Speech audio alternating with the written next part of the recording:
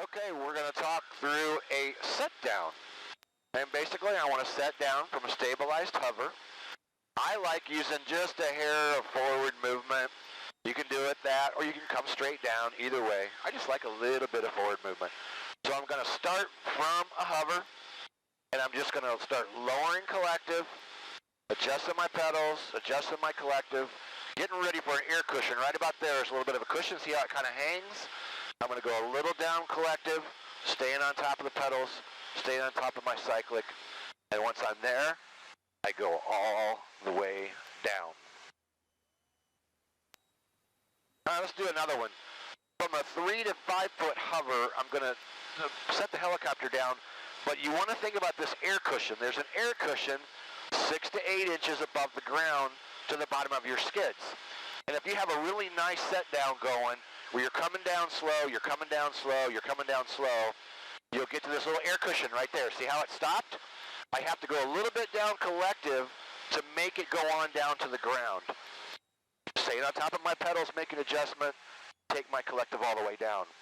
I'm going to lift back up, and I want to show you again what happens if you come down faster. You won't hit that air cushion, and I'm not telling you I want you to come down faster, but if you come down a little faster, you won't get that air cushion. The air cushion comes when you come down with a nice, slow, steady set down. So starting again, looking outside, stabilized hover. I'm going to come down a little faster. Down collective, adjusting my pedals, and it's going to go boom. Right to the ground. Because I came with a little more speed down, it went right through that air cushion, and it didn't have to make me pause right there. So it's such a light touch that, you know, I could put the camera on the collective, but you'd never even see it.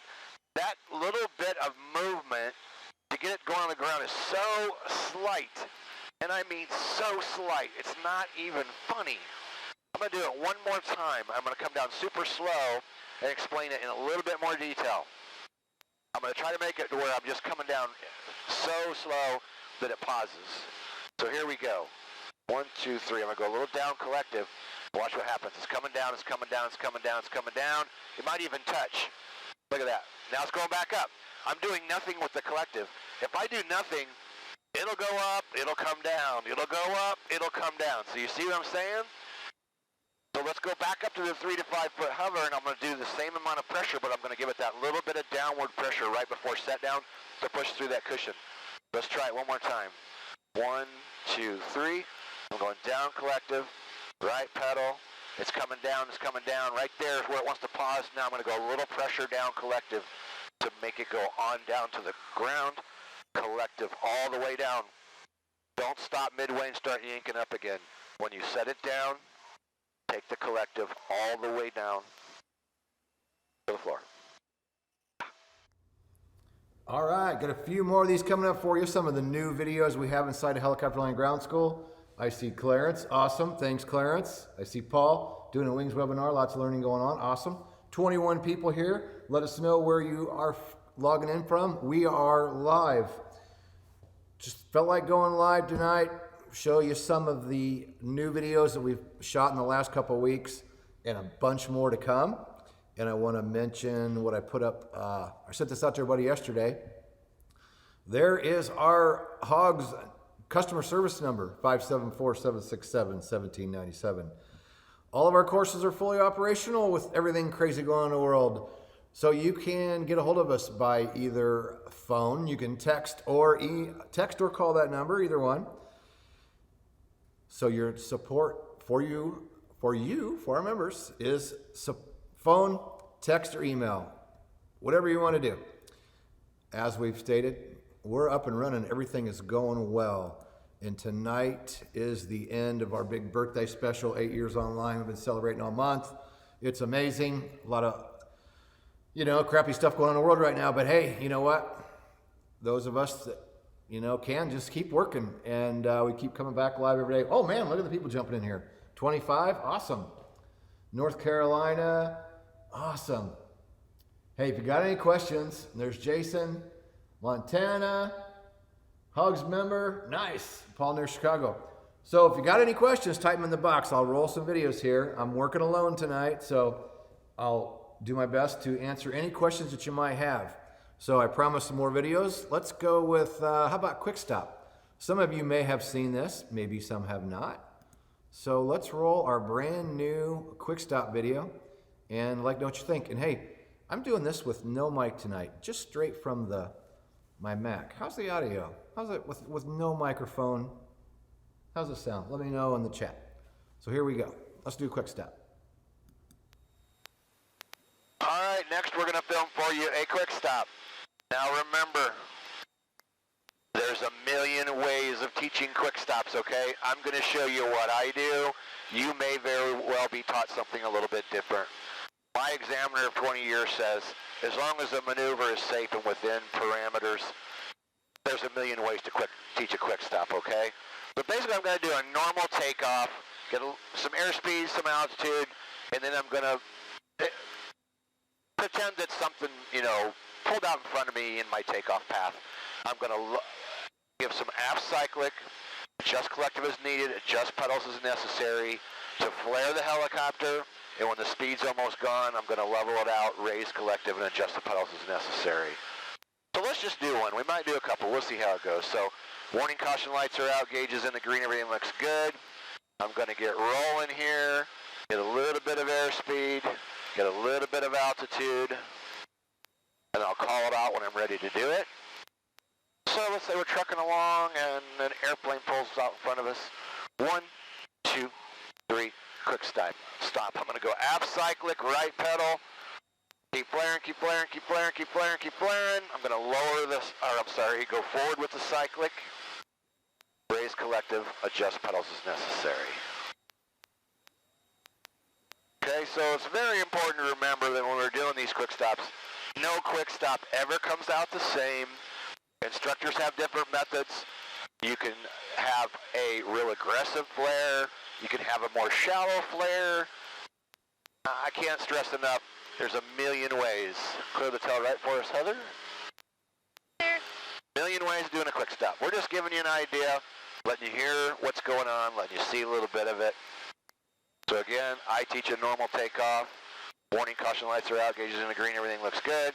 I'm going to get flying along, call it out, and I'll go aft cyclic. I'm going to adjust collective, adjust pedals as necessary, and then level it back out. So here we go. Let's get a normal takeoff going.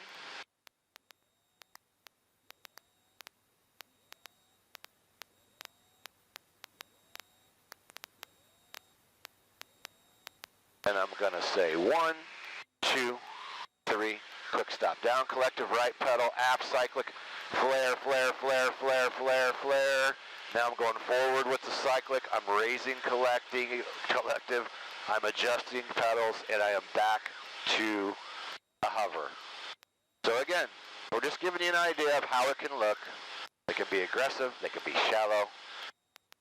The amount of inputs depends on the helicopter, depends on the day, depends on the weight, depends on the make and model, depends on so many different things. But that gives you a good idea. All right, well then we'll go back and do air taxi. And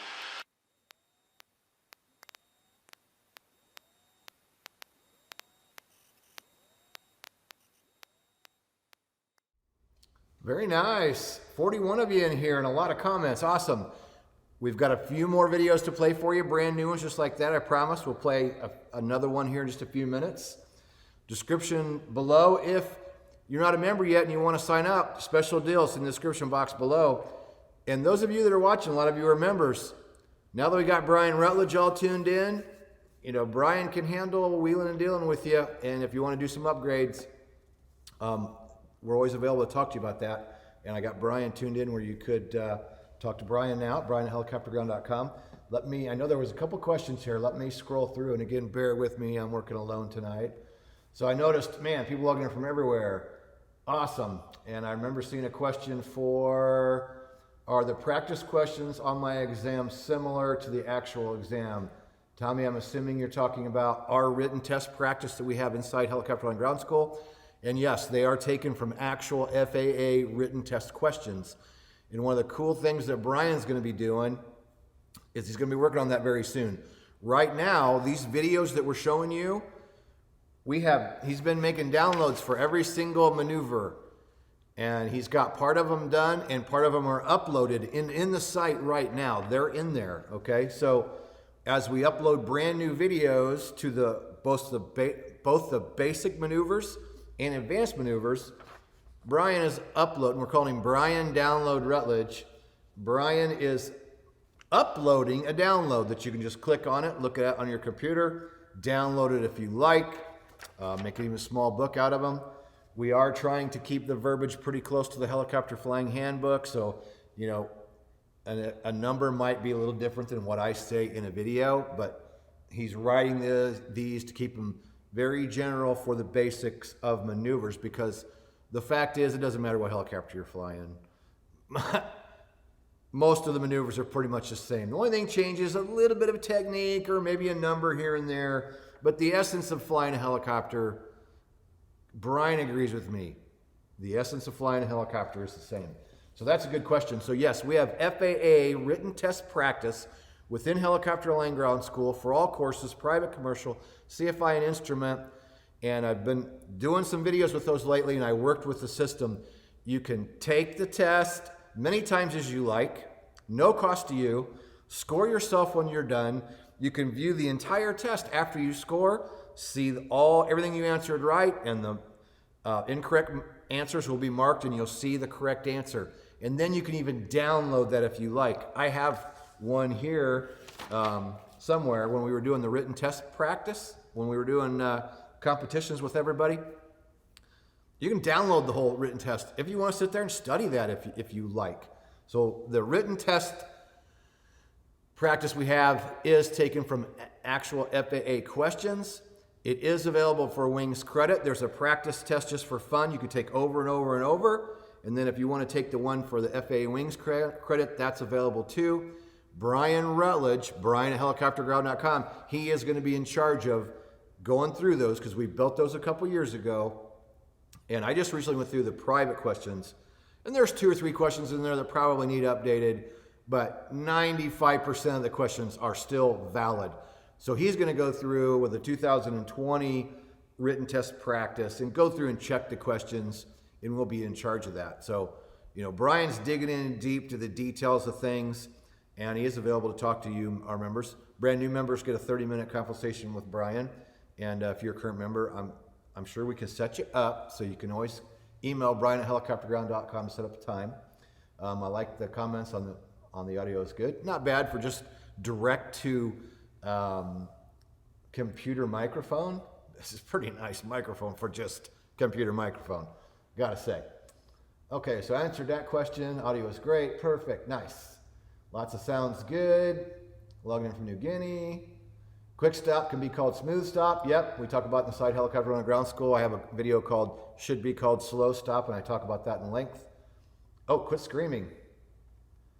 I'm scared too. What a great helmet sticker. Okay, I'm not sure what that's all about. Hello from Australia, awesome. Do you always drop collective first? Not sure what we're talking about there. Hogs veteran, Mark McDaniel. Hey Mark, how you doing? Private license with a night cross country for 3 hours night cross country hours. And I flew an Enstrom back in 1998 in Hungary. Recently only fly R-44s, but now I'm planning on getting an Enstrom. Awesome, mainly because of that pretty black Enstrom in the background. This thing it's a beauty, and I like it. And hate to say this out loud, but it may be coming up for sale this year. And I'd love to have it, but I don't think I can swing it. So if any of you out there want to work a deal, it's going to be a nice helicopter for sale. And if you'd let us use it part of the year, that'd be pretty cool.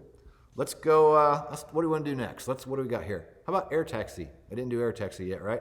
I did quick stop, and I did that set down at the beginning. Let's roll with an air taxi. See how that looks. What do you think of these new videos, people? Let me know. If you've seen some of our really old maneuver videos, I'm pretty sure you're probably gonna like these. I'm even kind of embarrassed. I'm glad some of the old ones I've got out of there already. So here we go. Let's do air taxi. All right, so we're traveling back down the taxiway here, and we're getting ready to do an air taxi.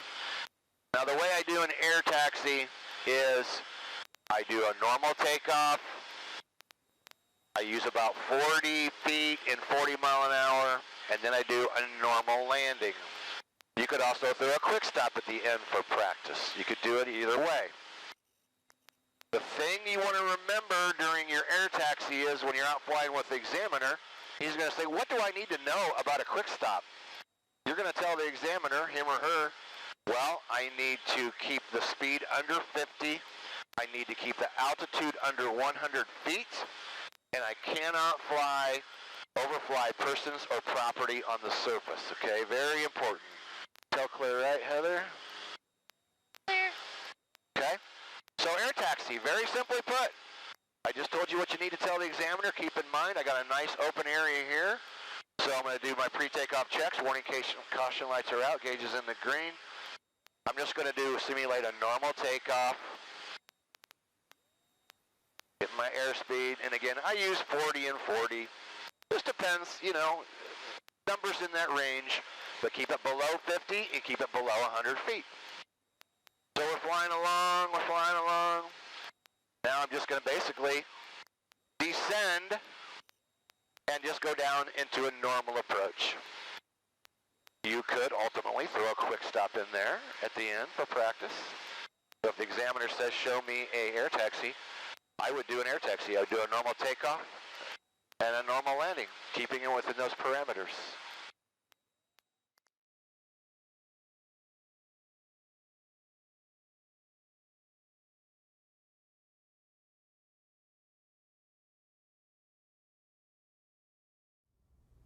Awesome. I see our newest member in here using HOGS to refresh knowledge. That's what HOGS is all about.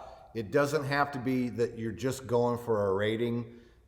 We have a lot of private owners that are HOGS members because they like to use HOGS to refresh their memory, right? So Brian and I talk about this at length all the time. We're always students, you know. You start adding ratings, but you know what? We're always learning. You lose knowledge if you don't keep it fresh. So that's awesome that we have a new member who is joining HOGS to refresh his knowledge. That's awesome. I see the question about, can a student be endorsed to solo at night? I don't know any school anywhere, any instructor that allows students to solo at night, or any schools. It's just not something that's normally done. Slope landings, we have slope landings inside Helicopter Land Ground School. Tommy, Holly has a really good lesson inside Helicopter Land Ground School on slope landings. I would buy 3 instruments. I would too if I could. What is that kind of helicopter? If you're talking about this one, this is an Enstrom F-28F. Wonderful, wonderful helicopter. All right, still got 26 here, people watching. Awesome. So this is the end of our sale tonight, midnight. Details are down below, so for any of those last minute people wanting to jump in on our membership, it's the best deal we've ever offered in 8 years. And, you know, it will be a long time before we bring back this big of a sale. It's the biggest we've ever done. And we're excited to extend to the end of the month because of everything going on in the world, give people a chance to get in. And we've been really excited that in the last couple weeks, since people are, you know, grounded, people are stuck home, so many people are getting in there and consuming the training, and that's awesome. Brian, now that he's full-time, he's been taking care of your comments in the site, and Brian's good at that because he's a detail-oriented pilot, very, very detail-oriented, and trainer, instructor. So Brian's on top of those comments inside the Helicopter Land Ground School site. So you have a new resource, people, and we're happy to have him here on the team. We're working on some stuff right now where we're getting ready to do we're going to review an accident report. Clarence the other day asked about this. I got a message from one of the guys at the U.S. helicopter safety team, and he was curious about us reviewing an accident, and it involves HV diagram and wonder if I had any current videos that might be good for the FAA website, the lessons learned. And so I told him, hey, you know what, we're going to jump on this. And Brian and I put our heads together today, and we both read through this accident, and we're building a presentation that we're going to do very soon, probably within a couple of days. And we're going to talk about it, talk about the HV diagram and how it's a very possible that in this accident, we think they had an engine failure and they were in that dead man's curve is what it kind of makes you believe. So we're going to have that for you within a couple of days. We want to put it together nice and neat because if it's a good video, the FAA is going to put it on their site to go along with this accident, talking about the HV curve and the danger of not following the height velocity diagram. So we're honored that they asked us. We have one video now on the FAA Lessons Learned website on LTE. They asked my permission to use that, and they put it on their site, and I'm thrilled. So to be asked to have another video on the FAA Accidents Lessons Learned site is a privilege, and I'm thrilled. So Brian and I jumped on it. Like I said, we went through it today and just kind of picked out the things that popped to our attention, and Brian put a presentation together that we're going to do, and we're just going to kind of go through it, talk about it, what may or may not have happened, and how that maybe the accident could have been avoided. So we got that coming for you. Awesome. Okay, Kenny, going to resubscribe to private pilot membership. It was very useful. Great knowledge. I'll see what's changed. Awesome, Tommy. That's the thing I was telling Brian today. You know, there's a member in there, a commercial member, who's been a member 3 times on the commercial. And I know what happens, right? You're working on your check ride, you're trying to get ready, and then something happens, right? Whether it's work or family or you run out of money. So the beauty of the monthly memberships really is that you can come in, you can unsubscribe, you can come back, and we see that more and more where people use the training for private, take a break, come back, do the instrument, take a break, come back, do their commercial, or whatever the case is. Now that we've had the monthly options for 2 years, so many people come in, they come and go, and we love that, right? Why pay for training you don't need? Pay for it while you need it. Take a break when you need to, and then come back. And so, Tommy, awesome. Absolutely, come back. We have more and more people all the time, and it's a really reasonable price for somebody that wants any kind of specific training, especially when you can go in for 30 days. If you just need a refresher and you just need it for a month, go in and consume the information and make sure you cancel your subscription before the end of that 30-day period. And we part as friends, and you're always welcome back. So we preach it all the time. Stay as long as you like, cancel anytime, come back anytime, come back as many times as you need it. We just freaking love it, and it works out so good. Hi from Brazil, awesome. Frank Roy, I believe during the dialogue for the lead up to air taxi, you stated, what do tell the DPE about the quick stop versus air taxi under 40? Yeah, I think I might have messed up in there. When I'm talking about air taxis and quick stops, air taxi, the general rule is during an air taxi, you do not fly faster above 100 feet, no faster than 50. Okay, that's been the rule for years. And then on quick stops, I use 40 and 40. Everybody has their own technique. A quick stop can be a little mini quick stop where it can be, you're just barely going, this little baby quick stop. For general practice, I teach about 40 feet and about 40 mile an hour. In the instrument, we use mile per hour. You might be in an aircraft that uses knots. Basically, it's just terminology, right? I might say 40 and 40, another instructor might say 30 and 20. As long as the maneuver is safe, it doesn't matter. But with a air taxi, the examiner wants to know that you're not supposed to go higher than 100, no faster than 50, and he's going to want to know, or she's going to want to know, that you do not overfly persons or property on the surface. Let me know if that answered your question, if that's what you were getting at. Awesome. I see another question. I'll read that while we roll another video. What else do I got left here? I don't think did I do lift off yet? I don't think so. I don't think I did lift off yet. Actually, let me know. Did I show the liftoff video? Just the lift to a hover? I will roll surface taxi. This is a short and sweet. Let me know if I showed the lift to a hover yet. So here is surface taxi. All right, next I want to show you a surface taxi. And at the private pilot level, you don't do a surface taxi unless you would happen to be flying a helicopter with wheel-type landing gear. Most small training helicopters have skids, just like the one that I'm flying right now. I'm going to show you what it is. Why would I need to do it? I don't know. If I wanted to move the aircraft from point A to point B and never have the skids leave the ground. If you had an emergency situation, you had to take off and you didn't have hover power, you could do a running takeoff, which looks a little bit like this. But I'm just going to show you what it is. It's going to be real far. isn't going to be real fast. So basically a surface taxi, I'm going to start out as a normal liftoff, right? I'm going to do my pre-takeoff checks or pre-liftoff checks. All my warning caution lights are out, all my switches where they need to be, everything looks good.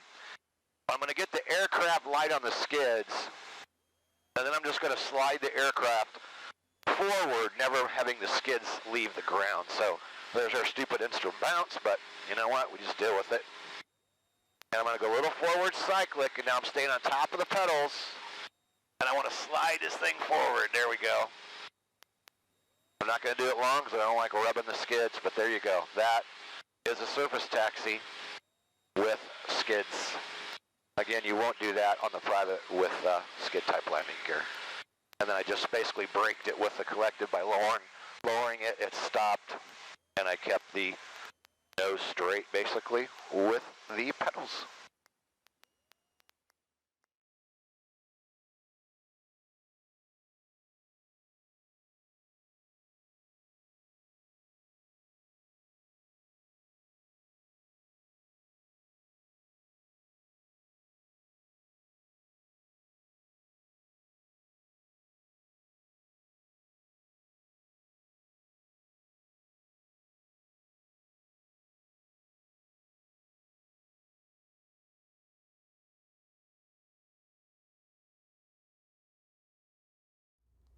All right, back. A little faux pas there.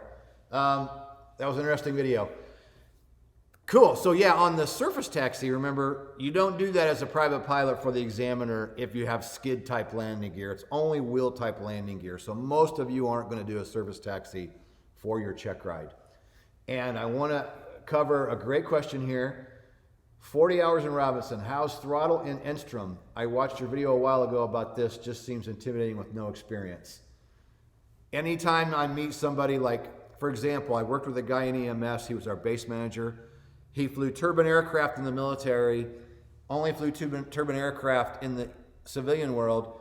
And I invited him to come fly the Enstrom that I owned one day. And he's like, oh man, I couldn't be able to handle that throttle. I'm like, what are you talking about? And he's like, I've never flown anything but a turbine. And I'm like, it's okay, it's not a big deal. And whenever I talk to people that aren't used to using the throttle, there are some helicopters that can be kind of a nightmare, but this is not. This aircraft, the correlator is so nice. And you'll see when I'm going to play the liftoff video, I put the RPM right at 2300, and as I'm raising that collective, the correlator adds the throttle. And by the time I get it off the ground, the correlator's adding the throttle, and it's right in the green. And then all I got to do flying that thing, if I'm flying it nice and smooth, I don't have to move the throttle hardly at all. Maybe a little bit. If you fly it properly, all you got to learn is just a little tiny bit of finesse on that throttle. People worry about it and they're intimidated by it. And let me tell you, it is so easy once you get the hang of it. Now, early on, I trained in an Enstrom, an old Enstrom that did not have a correlator. Now that's a lot more work, right? Because you're doing all of that throttle movements up and down all the time on your own. But with the correlator that's on this model, the F28F, the throttle is no big deal, trust me. So don't be intimidated. Everybody that has went from a Robinson to the Enstrom, they're always a little bit nervous. I take them out for half an hour and they go, wow, this is a cool helicopter. And they're amazed that if you learned in the Robinson, if you did your initial training in an R22, you get in this thing and it's a piece of cake. And I mean piece of cake transition. And what they're really surprised at, they're really surprised when I show them an auto rotation. They go, that's it? And I'm like, yeah.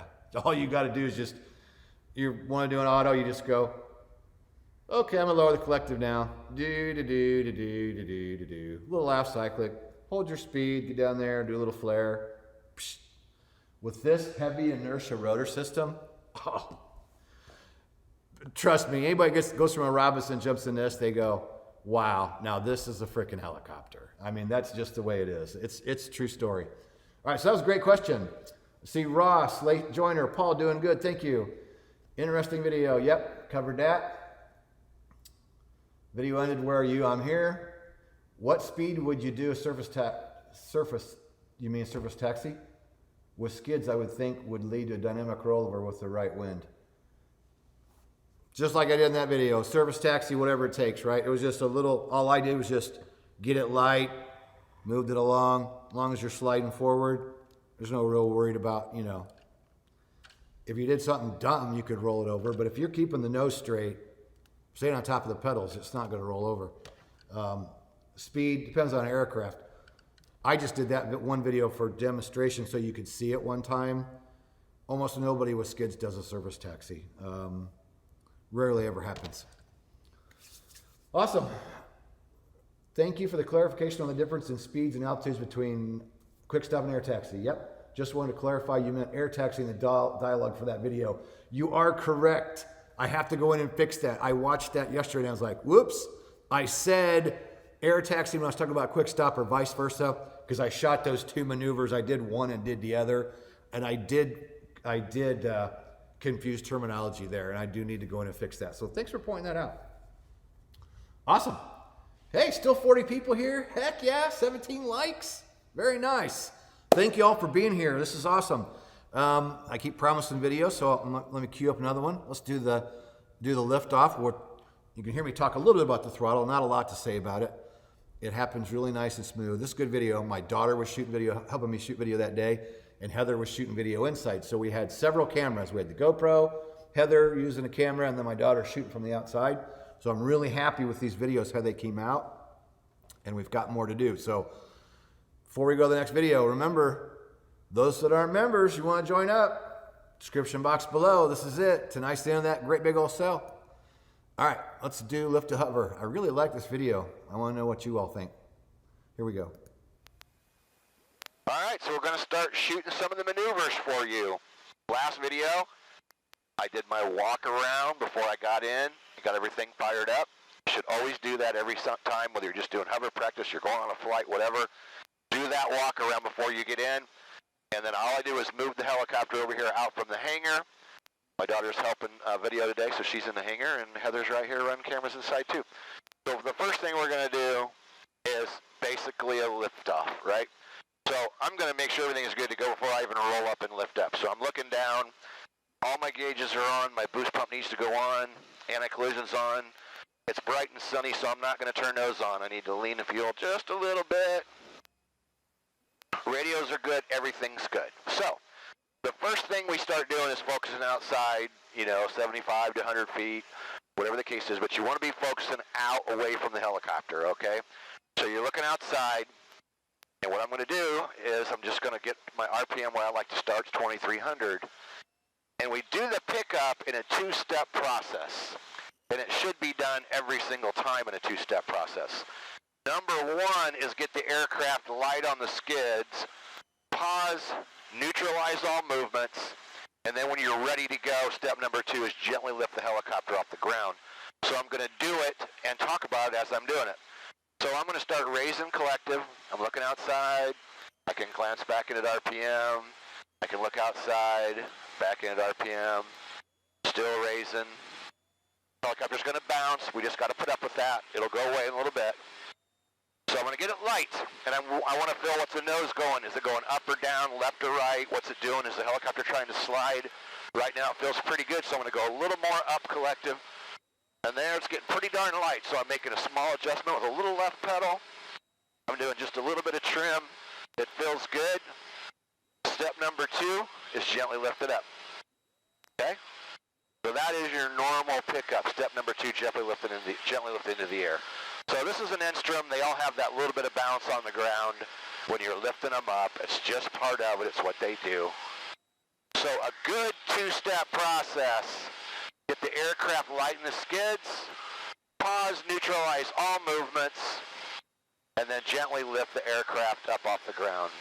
Got a little bit of crosswind that's messing with me here, but that's part of it, right? I know it's blowing the turbulence right into the tail rotor. So there is a normal pickup, the way I do it.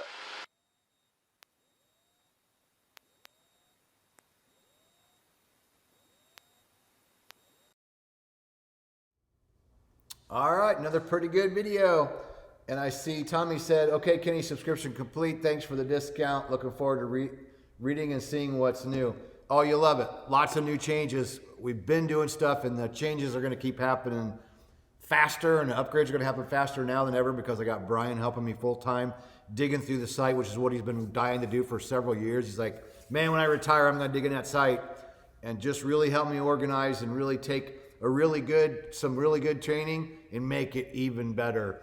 And yeah, Tommy, you sign up, it's $49 a month for the private. So at the 50% off, you get a whole month for what, $24.50? I mean, you spend $50 an hour to pay an instructor for ground. You know, it's a good deal.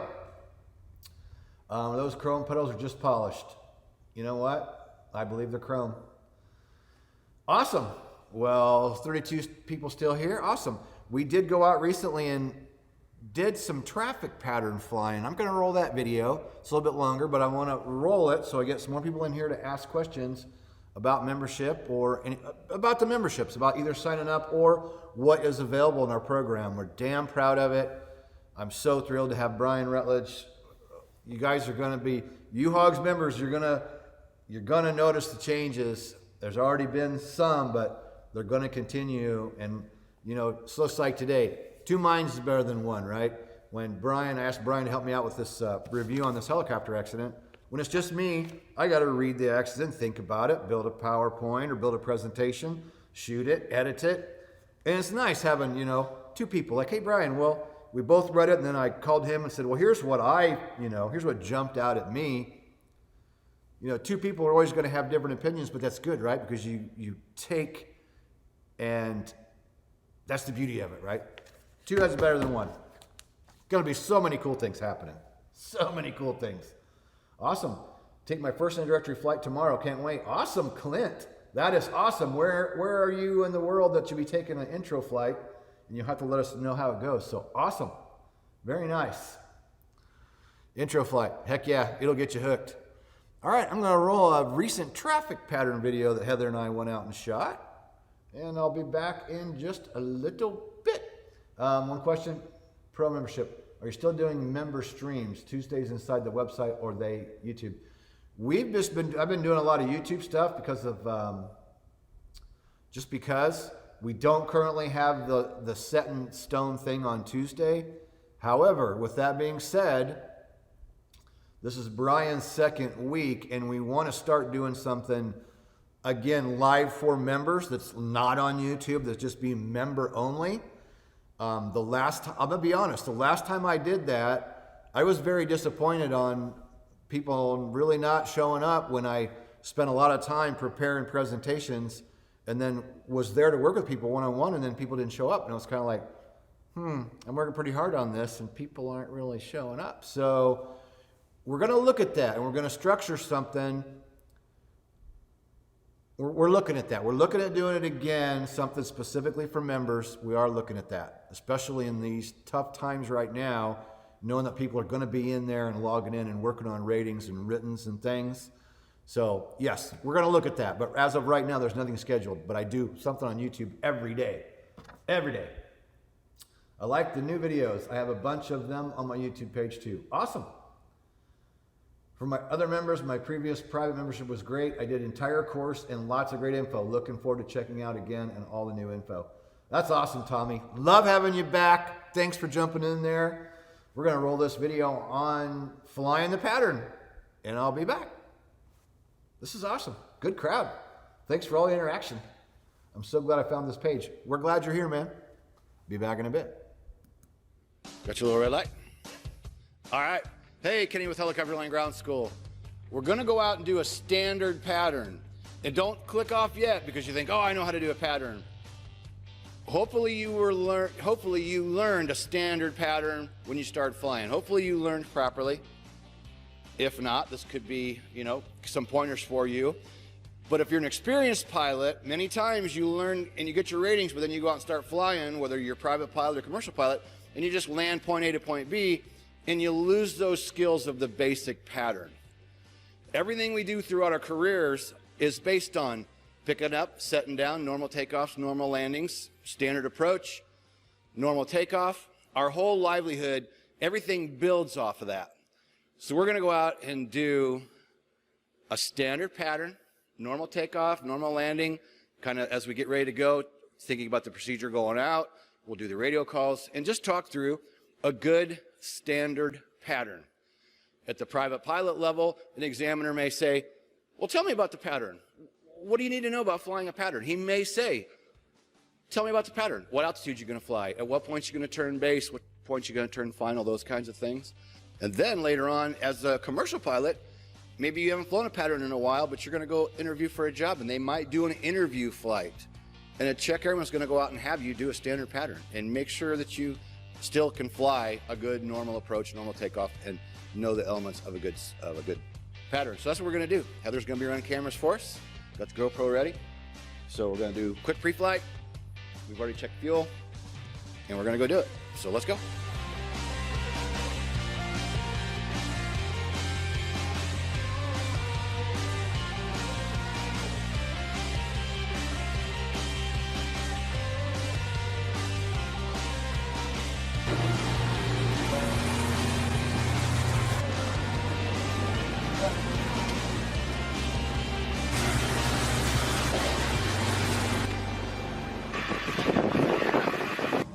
So we're getting ready to go out and shoot a normal pattern. I just checked weather, like 10 miles visibility, 12,000 ceiling, even doesn't look like 12,000, but there's plenty. The wind is 170 at 5, so it's just a little bit out of the south. So starting off from the ramp, we make sure we look left and right and make sure there's nobody coming. Two-step process, get us up off the ground, get away from the hangar.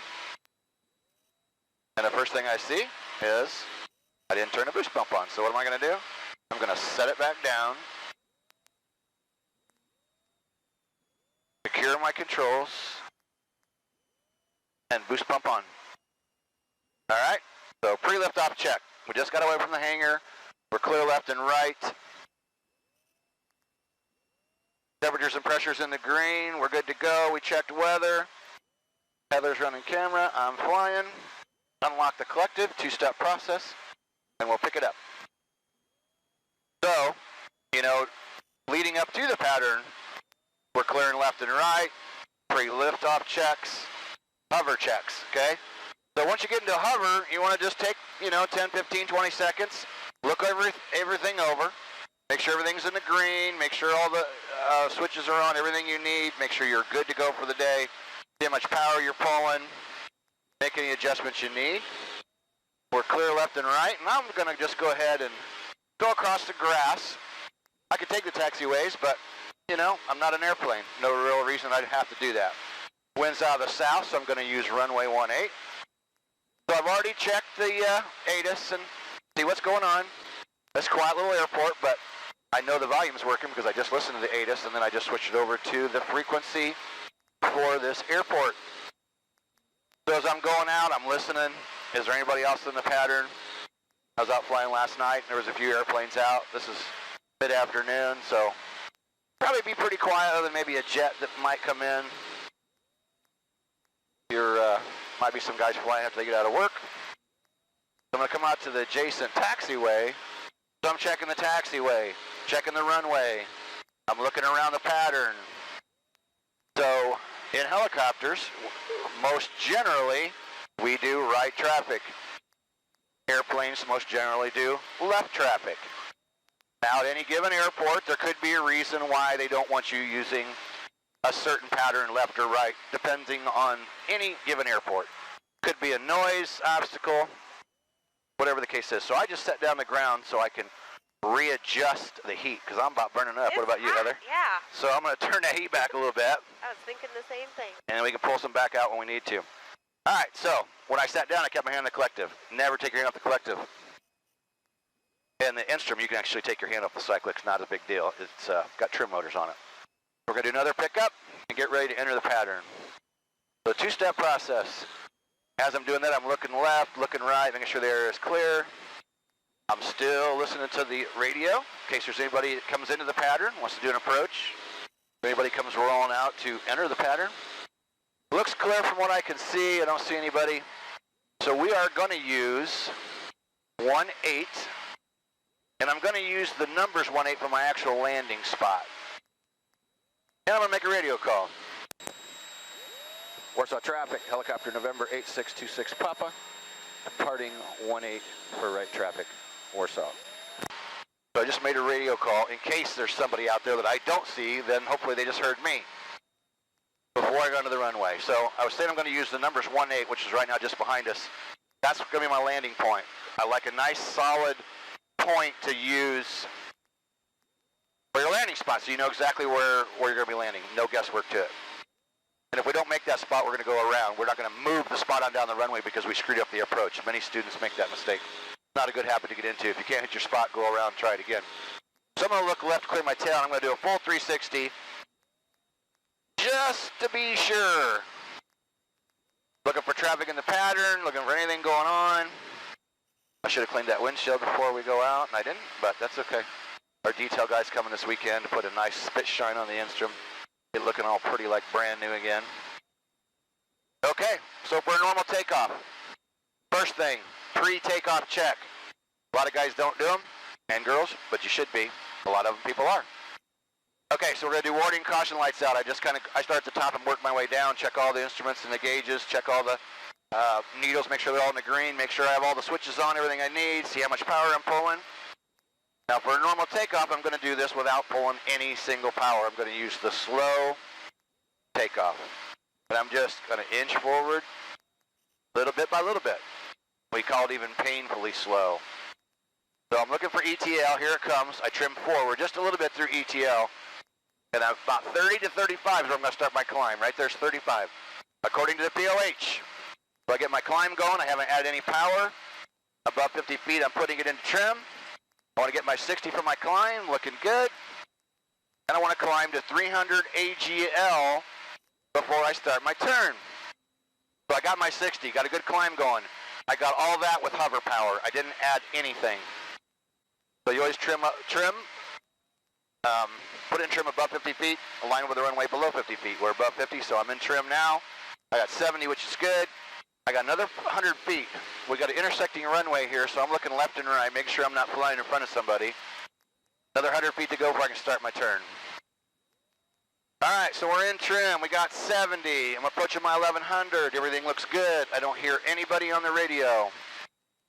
I'm going to wait and make a call on my downwind. A lot of people make a crosswind call, which is fine. I don't. I usually wait till downwind, but I do it early in my downwind. So clear left and right before I start my turn, or as I'm making my turn. I'm looking around. I'm going to level out for just a moment, and then start my right downwind turn. So I'm going to level out, look left, look right, make sure nobody's coming. Looks good. Then I'm going to make me a right-hand turn and find me a spot that I'm going to use for my downwind leg. And I've got a road down here on the ground I'm going to use. So I just started my downwind, so I'm going to level out and I'm going to make my radio call now.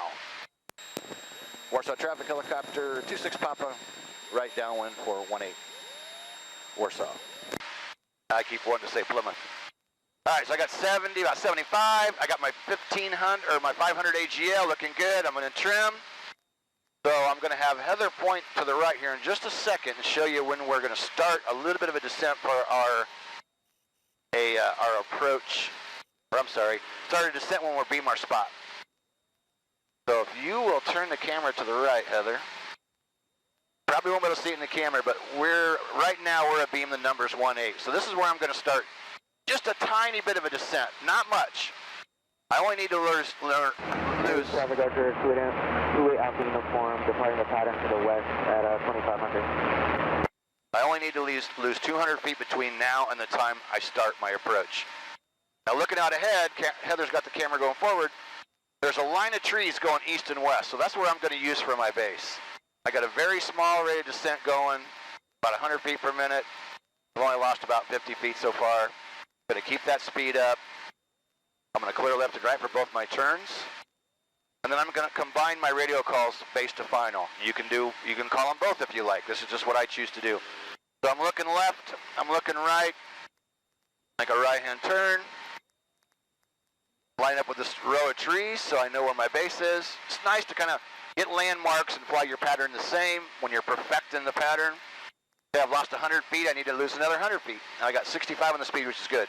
I'm going to start my approach just above 60 today. I'll make my radio call for base turning final. Warsaw traffic, helicopter 26 Papa, right base turning final, runway 18. Warsaw. I like making those two calls together that way. It's just one call versus two. I can focus on what I'm doing. I can focus on looking for traffic.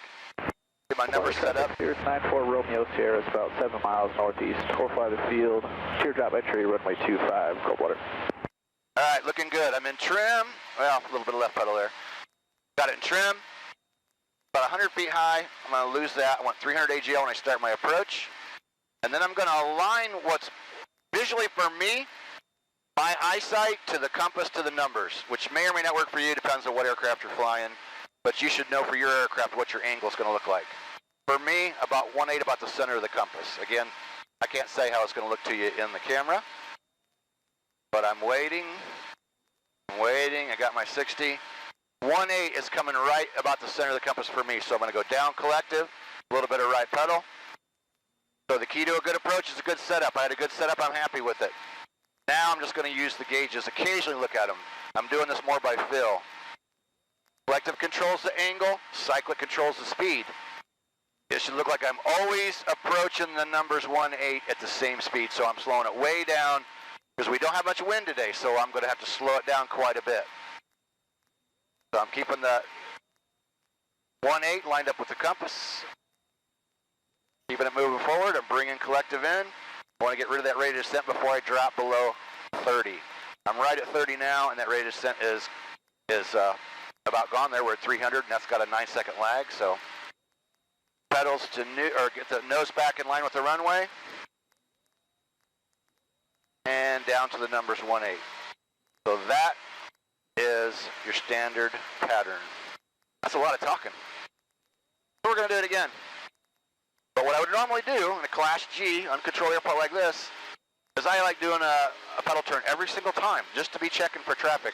I'm going to look out to the left, make sure my tail's clear, and I'm going to make a right-hand turn. I can see the windsock. I can check the sky around us. Checking the traffic pattern. I'm listening to the radio. Just looking at a little bit of everything. So there might be somebody out here that's not using a radio. Maybe they're on the wrong frequency. Maybe they got the volume turned down. Always a good idea to do it to check traffic. And you can even throw in a pickup and a set down if you like. Nobody coming in, so let's do that. This is good when you're doing the pattern, when you're training. Just help keep up your skills. Clearing turn. Nice set down. Here we go. We're about to touch. There we go. And collective all the way down. Always go collective all the way down. And start from scratch to pick up. Alright, so in the instrument I'm going to do 2300 and then start raising the collective. Looking outside. Raising the collective. Step number 1, get the aircraft line the skids. Pause, neutralize all movements. Then when I'm ready, I'll gently pick it up. The aircraft's coming up. Here comes the instrument bounce. No big deal. It'll go away as soon as we lift up. Alright, aircraft's light. I'm making a pedal adjustment. Now I'm going to lift this up in the air. So I've already done the clearing turn. Going to do a hover pre-takeoff check. Warning caution lights are out. Gauges in the green. I'm going to keep the aircraft parallel with the runway with the pedals until I get above 50 feet. And again, this time I'm going to show you something. You can actually depart to the left or to the north. 30 and 30 makes 60. So I've got 30 on my manifold pressure. If I keep that until I get 30 on the airspeed and start my climb, that will give me 60 on my airspeed in an instrument. And I can do that without ever adding any power. No power change. I'm not adding no power whatsoever. So we're still at 30. Airspeed's climbing. I'm doing this just by gently pushing forward. I'm not adding any power. We're still at 30. Okay, we got 30 on the airspeed, so I'm going to let it climb. And I'm going to turn this into 60 without ever touching the power. A little bit of trim. There's 60. Still at 30 inches. And I got about 300 feet per minute climb. As we get more effective, boom. There's your standard climb out. 60, 500, with just a touch above 30 on the manifold pressure. I never added any power whatsoever. That is the best way to take off. All right, let's do it one more time. 4 Romeo's here, entering that left downwind runway 25, Coldwater. So again, standard turnout is at 300 AGL. The 5 years I flew EMS, the company said, 300 AGL, that's where you start your turn, textbook. Okay, so I've got my 300 AGL. I'm going to clear left and right. Don't see anybody to the right, don't see anybody to the left. Make a right-hand turn. And again, I like making my radio calls early on the downwind. I particularly don't make a crosswind call. You could if necessary, or you wanted to. Class G airport, I don't even have to talk it off what I want to. All right, so there I leveled out. I'm clear on the left, I'm clear on the right. Almost have my altitude, got my airspeed. I'm gonna start my right-hand turn because I see my road coming up that I'm gonna use for my base leg. So let's see if I can put my money where my mouth is. Let's see if I can hit 70 and 500 AGL with trim and no climber descent. Traffic Sirius 94 Romeo Sierra is turning left base, runway 25, cold water. All right, get my radio call done early now on downwind. Warsaw traffic, helicopter 26 Papa, right downwind for runway 18, Warsaw. All right, radio call's done. So I can get it in trim. I'm about 50 feet high, so I'm gonna go down collective just a hair to get my 1500. Got about 66, 67 on the airspeed. I'm gonna leave it there. I like starting just a little bit high. So there we go. Everything in trim, it all looking good. I'm happy with everything's up. So, I was explaining to Heather before we went out, when I say a beam, it means we're directly across. So, if I look to the right now I am directly directly across from the numbers 1-8, which is our landing spot. So when I see that, I do the same 3 things every time. A little bit of down collective, a little bit of right pedal, and a hair of aft cyclic. That's why I didn't care I was a little fast over my 60, because I knew when I go aft, I'll slow it a little bit. I've got my base defined out there. That row of trees is my base leg, so I got all kinds of time to lose the 200 feet so I can start my normal approach at 300 AGL textbook with the airspeed I want in trim, because the key to a good approach is a good setup. Been preaching it for years. Luckily, I had that drilled in my head when I was first started out. I had some amazing people that taught me, and all I've done is kept everything that I learned. All right, let's clear left and right real quick. Make sure there's no traffic. Don't hear anybody on the radio. I'm going to start my right-hand turn. I'm a hair slow, so I'm going to pull up just a little bit of power to keep my 300 AGL, get my 60 back, level out, check the runway, check right and left for any kind of traffic. I don't hear anybody. Traffic, Sirius 173 Whiskey Mike. We're about 6 miles to the northwest inbound. We're going to overfly the field manager left downwind for runway 25, cold water. All right, gonna make my radio call. Warsaw traffic, helicopter 26 Papa, right base, turning final, runway 18, Warsaw. Okay, so I got my 300 AGL right now. That's good. Sentinel 101 and Tango is 8.5 miles to the northeast of the field, about to land runway 13, Anderson. All right, I'm in trim. Got my 300 AGL, got my 60, or just a hair, 62, 63. That's good. Perfect. Now I just want to hold this. I want to hold everything until my sight picture gets, the sight picture I want. And again, for me, maybe the GoPro's about right, hopefully, but from my visual, my eyesight is going down through the center of the compass, and I want it lined up with the numbers 1-8. So when I start that approach, I'm going to use that collective to control an angle all the way down there. So I'm almost there. I actually climbed 100 feet, but that's okay. Same effect will work. I'm going to start right now. Collective controls the angle. Cyclic controls the speed. So the whole time I'm coming in, I'm using my collective to control that angle. Sirius 173 Whiskey Mike. We're now about 4 miles to the northwest. I'm going to be overflying the field 2,500, entering left downwind 25.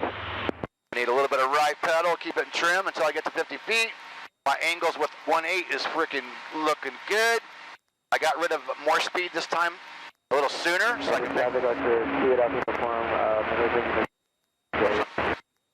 can make this smoother at the end.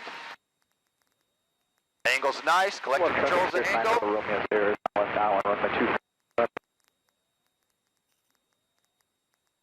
I like it. I like it a lot. I'm going to go ahead and put the right pedal in. I'm up higher than 50, but I'm going to put the right pedal in, line up with the runway. My angle is really nice. Tango 5 miles to the east, inbound for landing. Andy. Coming in nice and slow. Angle still right on where I was the whole time. It should look like you're always approaching those numbers at the same speed. You should be slowly just bleeding the speed up from start to finish so that it always looks like you're approaching that same speed. And there we go, right to the numbers. Yeah, not bad for a rookie. All right. Well, I think, if you would, Heather, look out the right-hand side, make sure our tail's clear. And I'm going to make a left-hand turn here, and we're going to head back to the hangar and go and see how we did, see how it came out. First flying video we've done this year. First one we've done in quite a while, actually.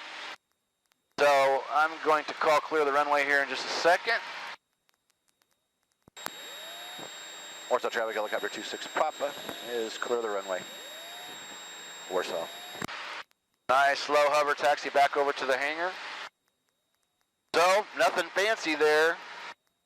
Everything that we do builds off that normal approach, normal takeoff. Traffic Demo 101 in time is at 3,200 descending, currently 2 miles north of the field and max line runway 13. Hover taxi, speed of a brisk walk. Got some uneven areas here. Just keeping that in mind. Got some uneven areas here. Oop, we gotta go turn that volume down. So yeah, awesome questions. So much activity. I'm heading back over. So yeah, hey, there's our information. There's our customer service line, 574-767-1797. Through this virus and all this going on in the world, we will be here for you. We are Helicopter Line Ground School, and luckily, we can all work from home if we have to. At this point, I can travel back and forth to the hangar, no problem. Heather can still make it in, and Brian works from home anyways. He is going to travel out here when the world calms down to do some stuff here. But Brian was hired as our full-time operations manager to work at home. So we're set, we're good. Even if I got quarantined to my house, I can work from home. I've made videos from my home for years. So we're all good there to go there. And the questions that were popping up, yes, I say this all the time in the videos, so you must be new to our videos. You can cancel anytime, keep as long as you like, come back anytime. On the monthlies, we always part as friends. If you just need a couple weeks for a refresher and you just need that 30 days, unsubscribe before the end of the 30 days and you're good. And anytime you want to come back, you can come back. We have people do it all the time. That's the beauty of the monthly. You can self-cancel from within the site, or we can do it for you either way, but we just need notice, right? So keep the training as long as you like, cancel anytime. That is the beauty of it. So that's a great question. Thank you. Thanks for the encouragement. You're very welcome. I'm always motivating people, man. I'm a dreamer, always have been, and I will be, always will be. That's just the way it is. So let me back up here. I know we had the question about the VSI, and how far do I go back to find it? Try to get everybody's question answered here. I'm getting hungry. Man, I could do this stuff all night, but I'm getting hungry. It's getting chilly in here too because I turned the furnace down so it's not real noisy in the background, and I'm starting to get chilly. So let me work backwards here. Yeah, I just answered that about the memberships, and the link is below. And I'll take this video down later tonight. That code will be gone. The code's going off the website. Won't be valid anymore should be valid until 3 a.m. Eastern Standard Time, midnight Pacific Time, I think is how I set that. I always forget. So, yep, month to month. See some people talking about prices, yep. Fox Deuce been reading manuals for the last 2 weeks. My brain's a bit mushy. That will do it to you. Reading helicopter manuals for 2 weeks, that will do it. Oh yeah, the VSI. Sure. Can you touch on the 9-second lag on vertical speed? Never heard of that. This is pretty important, and the way it was explained to me is, you look at the VSI, okay? On this aircraft right here, which is the one I use in the videos, so yes, it does fly, it's not a hangar queen. We get her out there.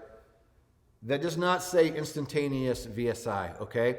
So what it's reading is reading 9 seconds ago. So let's say you're going from 500 feet per minute to 300 feet per minute to 200 feet per minute to 100 feet per minute. It's reading what you were doing 9 seconds ago. So that's important to understand that when you're using that rule on the approaches, the 30 and the 300. It's important to understand, is that VSI reading 9 seconds ago? Or if it says instantaneous, then it means it's calibrated to tell you exactly what you're doing at that moment in time. So that is a great question for somebody that doesn't understand. That's an important thing to understand, is whether you have an instantaneous VSI or not. Very, very, very important question. All right, man, 30 people still here. This has been a good turnout tonight. I've been going live every day just trying to do something to keep people entertained. Keeps me entertained, talk about our courses, talk to members, talk to the general public. I really enjoy going live, and I really like showing off our new videos. We're going to be shooting more new videos Thursday and Friday, hopefully. The weather is supposed to be 55 and 60 and sunny both those days. So I'm going to go out and shoot a brand new hover auto video. I'm going to get as many different angles as I can get. I'm going to go do a confined area video.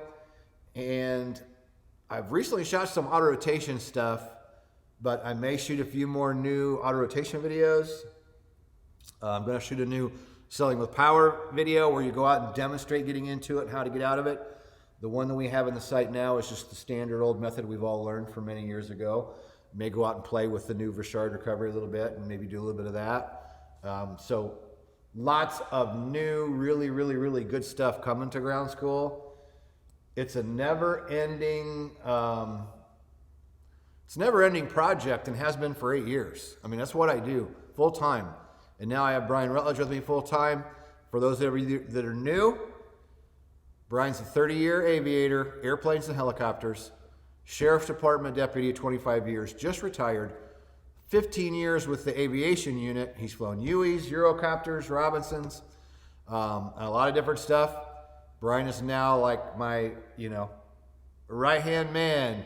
And Brian's main job is to talk to you, the members, if you've got a flight training need or something, and also help me with the site. He's going to go through the FAA written test questions, check to see if any of those need updated.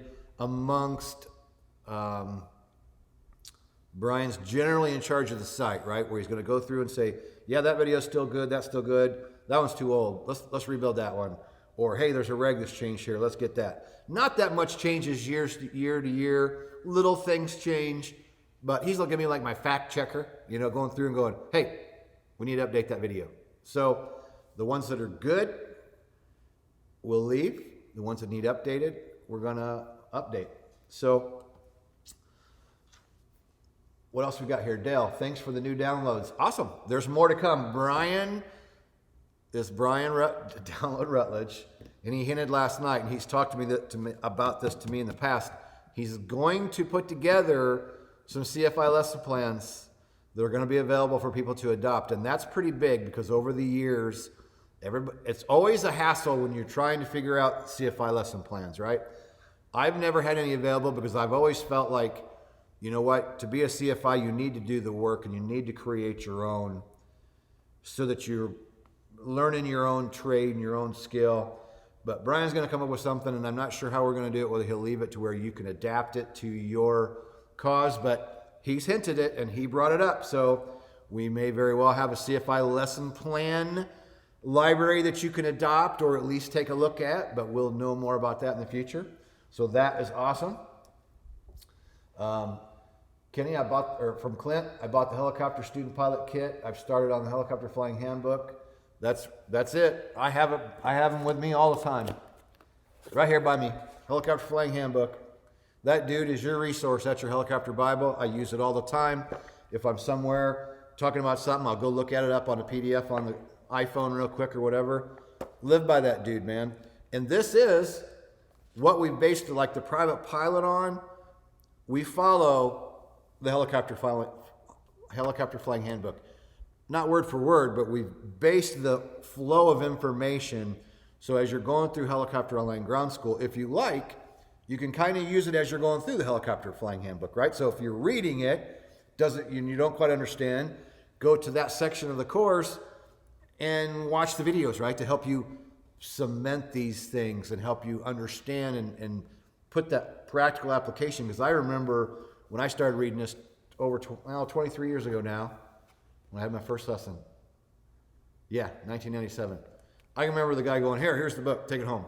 I remember sitting at home after my first lesson going, reading this stuff going, what? It gets easier with time. But in the beginning, this book is overwhelming. With time, it'll all make sense to you. All makes sense to you. Kenny, down the road, can you do a video on gyroscopic precession with the swash plate? We'll see. You really can't see the swash plate on this one because it's actually down below, but we'll see what we can do. I don't see anything else new coming in there. I guess I better wrap it up. Still got 29 people here. Do me a favor and give us the thumbs up. That little button down there below the video. See that little hand down there with a thumb like that? Click that dude for me. And if you decide to dislike the video, make sure you click that twice. The link is down below with the code KK50. Expiring tonight. Great deal. The professional pilot membership's a phenomenal package. This whole time, an hour I've been online, 70 minutes. Oh my God, I got to wrap this up. I've been talking about the monthly. The professional pilot doesn't expire. That's a one-time deal. You get private, commercial, CFI instrument. It does not expire. You never get billed again. You're done. All 4 courses you keep. And that is 50% off. And that is a smoking hot deal. People have been eating that up. Already done. Awesome. I just enrolled on your school. Awesome, Gus. Nice. If the instrument sells, what would replace it? Oh, man. I wasn't even going to bring it up. I don't know what I would do. I'll need another helicopter. Of course, it's offered up to me. I have first chance at it. But for those of you that don't know, I harp on not buying a helicopter as an individual. And I have a small company and a small business. But I'm not going to do anything to jeopardize my business, my livelihood, my house payment, my car payment. I owned one for 4 years. And this helicopter is a wonderful helicopter. Oh my God. And one of my best friends of all time that owns it, he's owned it like 17 years. But even after 17 years, the last year, the money he put in maintenance, he's just like, I knew it was coming, right? Because he's like, dude, I just can't justify the money I spend anymore. I mean, he spent a lot of money this past year just upgrading the rotor system and upgrading the avionics. And he's my close personal friend. I've been using it for 5 years now, every winter and spring. I've flown it with him every year since he's owned it. You know, it's a cream puff. And it's maintained wonderfully. I mean, it is just, oh my God, what a wonderful aircraft. If by some stroke of luck, I could latch onto it somehow. I mean, in the back of my mind, I'm going, could I work some kind of a contract? You know. But I am the first guy that says, you know, the happiest days when you buy your helicopter, or the next happiest days when you get rid of your helicopter, right? The one I own just, oh my God, it's such a tough business. Such a tough business to pay for an aircraft. So maybe, I did get a line today from, actually, a guy that used to work for Enstrom reached out to me and said, hey, I got some customers, and one guy's buying 2 of them.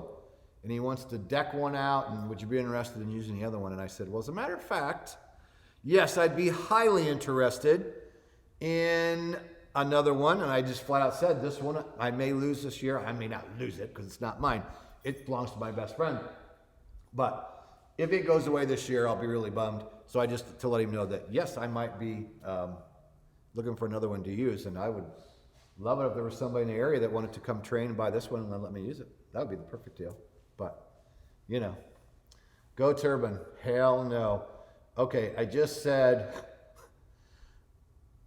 talked about the expense of the gas powered.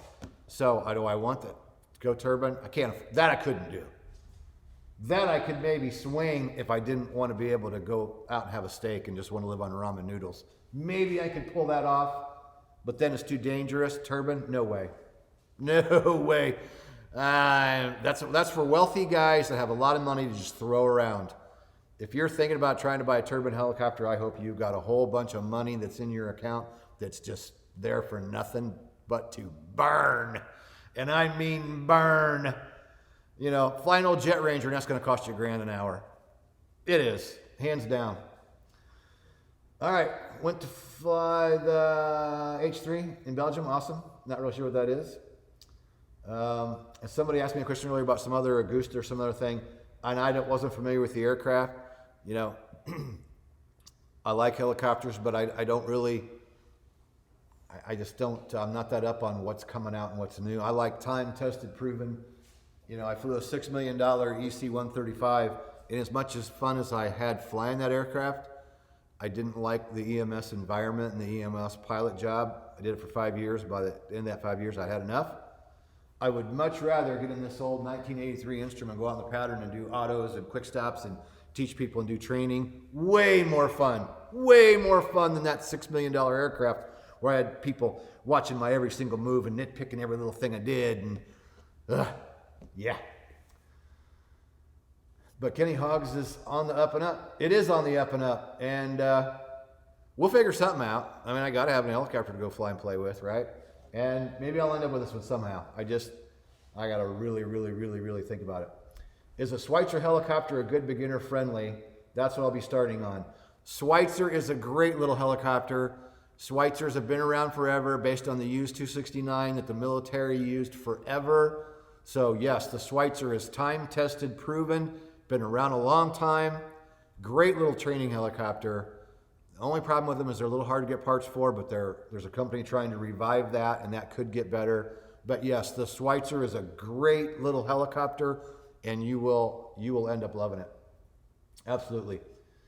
Tommy, I train a Schweitzer 300, love it. See? Yeah.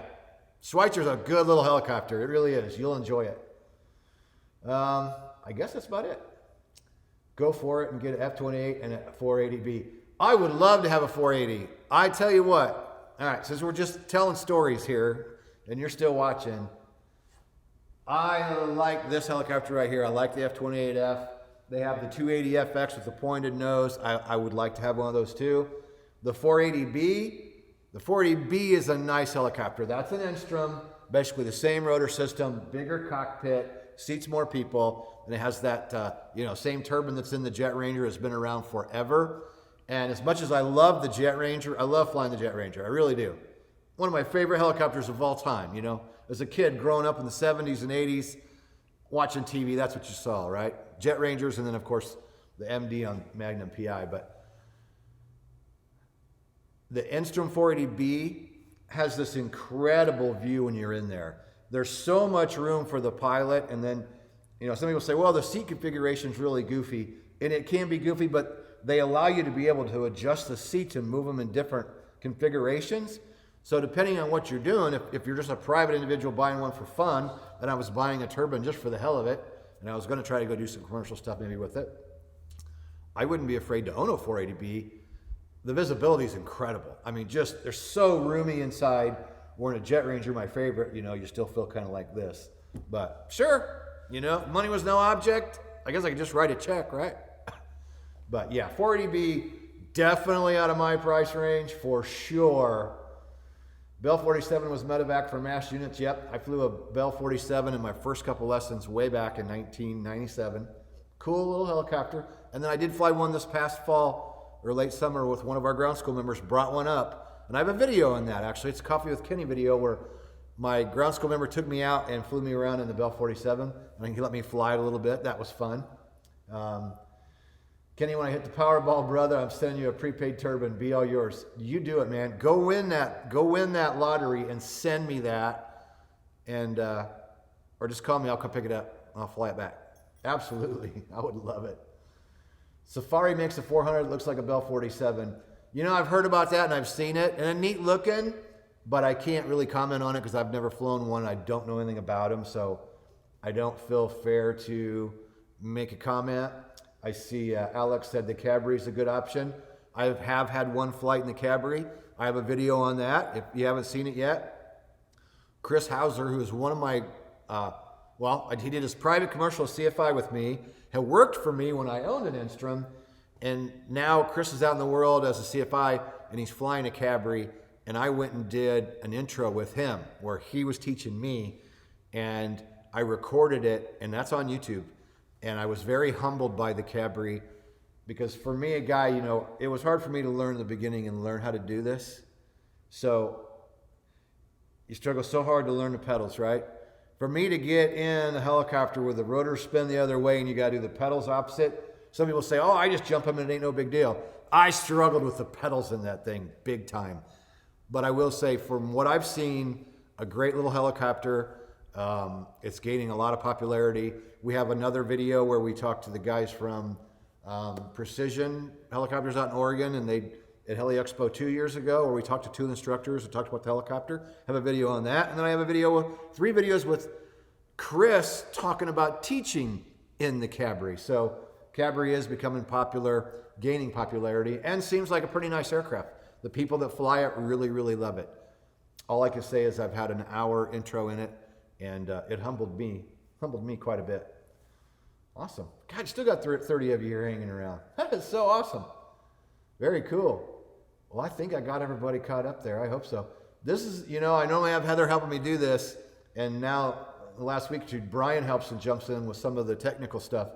When I'm running this by myself, it's difficult for me to try to keep my mind flowing, switch the videos, think about what I want to talk about, answer people's questions. Yeah, go eat. I will. Thank you. Go eat. I'll do it. So make sure you click that thumbs up button. If you haven't subscribed to our channel yet, do subscribe to the channel. Click the bell so you be notified of new videos. Description's down below for our website. I appreciate all of you for coming in tonight. It's been fun, and trust that we shall do it again. So keep it pointed into the wind. And remember, if the weather's bad and it looks iffy and you're not sure, that was easy. You turn it down and walk away. Fly another day. All right. Peace out.